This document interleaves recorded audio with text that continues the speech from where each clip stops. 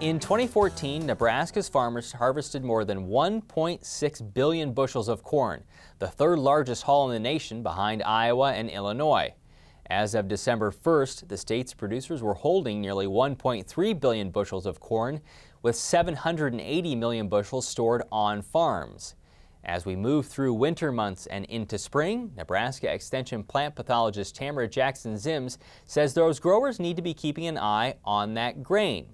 Increases in temperature can lead to condensation in a bin where grain can still be very cold. That added moisture can help promote mold growth, but Tamra says running fans can frequently help stabilize temperatures and prevent convection currents. We recently spoke with Tamra and began by asking her to describe the quality of Nebraska's corn as seen during the 2014 harvest.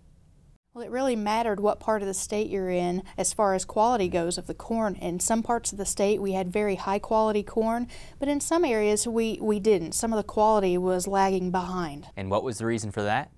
Well, in some areas of the state we did have some ear rot issues. It's certainly not statewide. They were very isolated issues. And in fact, in some parts of the state we had corn that was prematurely killed last fall by frost. Would those areas be problems that you would worry about as you talk about storing grain for a long period of time? Well, certainly, a lot of people, once they harvest it and put it in the bin, it's out of sight and out of mind, and they forget that we really do need to continue to check and monitor the quality throughout the storage process, and particularly so if you were in a higher risk situation like with an ear rot disease and maybe some corn that may have been compromised by frost early. Why do they cause problems for corn? Well, in particular, if you have an ear rot disease, it's probably not a good idea to store it if you can avoid it at all. You should probably store the best quality corn and sell the rest of it. Ear rot diseases will turn into grain molds that will continue to grow in the bin, and so these fungi will grow throughout that corn and degrade it and make it less valuable, and it may lead to some dockage. And in other cases, corn that may have died prematurely due to frost, for instance, is more prone to ear rot diseases in general. When we talk about quality, refresh for me what we actually mean when we say quality as we're using it today. Well, when we talk about quality, you can see quality differences or indicators. For instance, sometimes the grain that is lower quality may have lower test weight. You may see discoloration on some of it. It might be an indication of starch and other components that are starting to, we think of spoilage and shelf life of grain, and certainly we need to think about that in the bin. With shelf life, how much moisture can make a difference in terms of storing corn?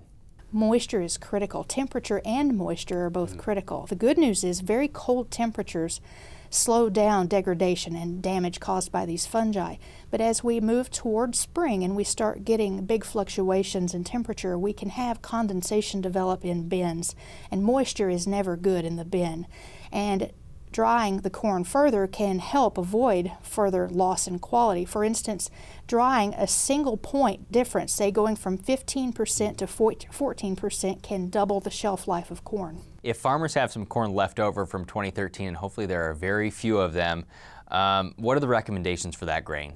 Well, absolutely. I would think that would be a higher risk situation. Holding corn in storage for very long periods of time predisposes you to all kinds of damage, and not just ear rots, of course, insects and other things too. I would be very diligent about checking that especially.